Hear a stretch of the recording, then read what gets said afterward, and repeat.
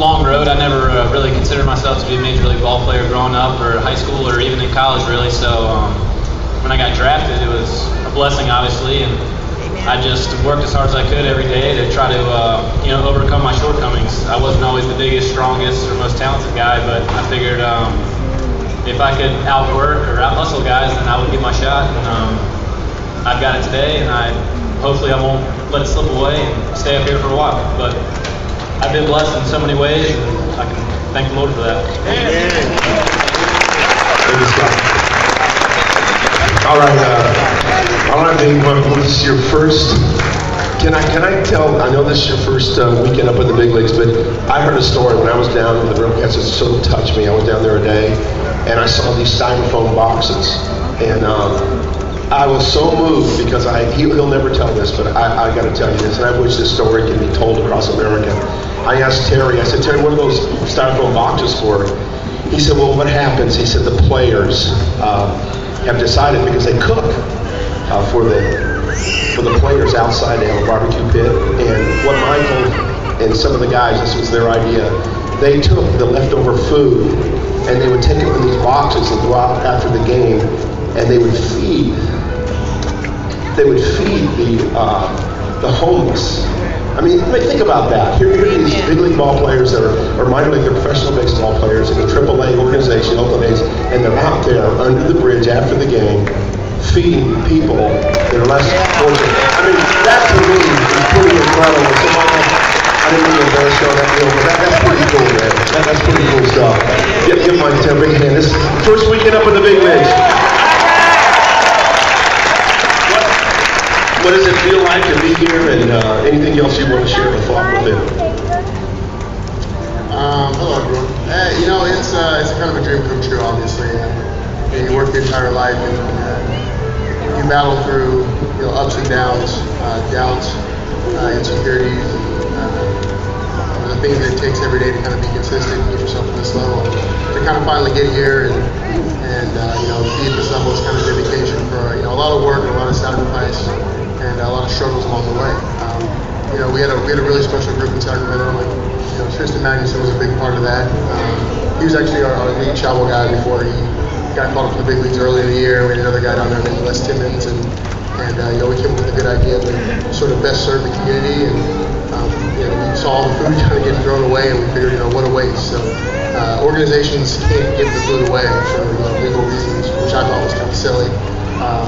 We have all these resources as baseball players, people, jobs, and sometimes tape gets in the way of doing what should be right. So we kind of took it upon ourselves just to package it up, and what we keep, we drive around and just hand it out.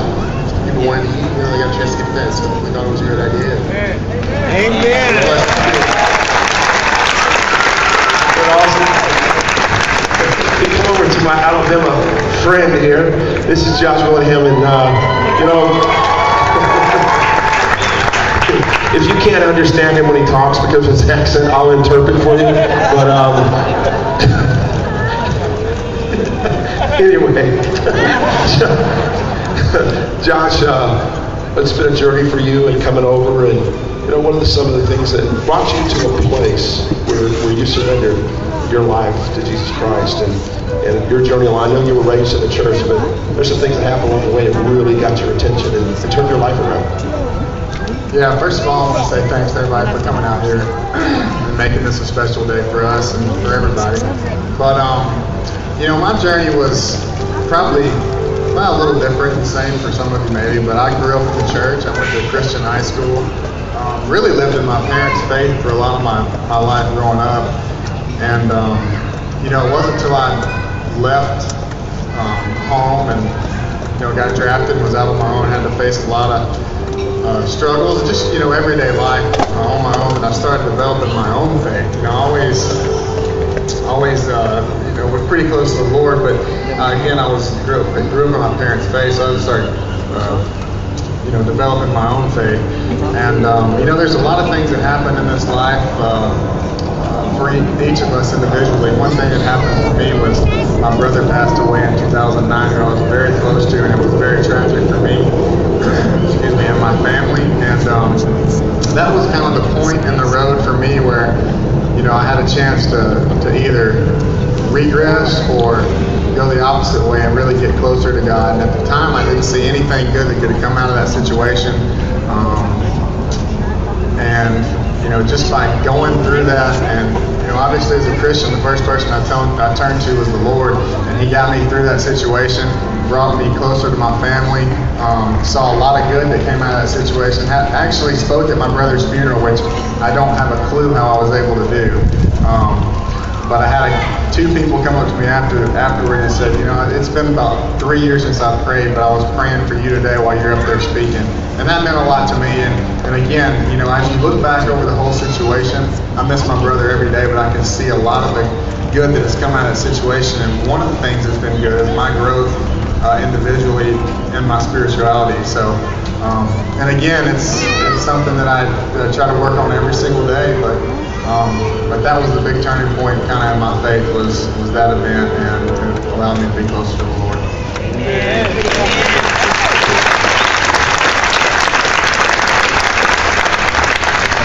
Smile. I know that this is your first year up in the big leagues, and I know that a lot of people are excited about when you play the game. And what's it feel like to be up here and so far in the year, what you've experienced? How you doing today? Just my experience being up here is kind of crazy. I didn't expect to come up here so soon. I figured it would probably be around this time or something like that I might come up. And it's just something that I've always prayed for and played for like everybody else. And once you get this opportunity, it's a blessing in disguise. Like you just come up here, you can't believe you're here. You got to realize that you're destined to be here, or it's meant for you to be at this spot and at this level. And just growing up, I was telling Donnie earlier, I grew up in the church. My mom, my dad, they were both in the church. My dad was a pastor and everything. And there were a lot of days I didn't want to go, didn't want to do this or do that. But their faith, like Willingham was saying, is what keeps you going. The parents really guide the kids from the youth years on up, because that's what we lean back on once we get to this level. And that's the biggest thing that's kept me through everything I've been through in my life. And even though we're all up here and we're Major League Baseball players, everybody probably has some type of story that you can look at and say, how did they make it through that? And I have one, and the next man has one, the next man has one. It's who do you lean on when that problem or anything occurs? And we all try to lean on the Lord and stay within Him, and that's how you keep your strength, because you feel like, every time man can't really get you to that position where you feel confident, you can trust Him all the time. So we lean to the power that we know we can trust all the time, and that's God.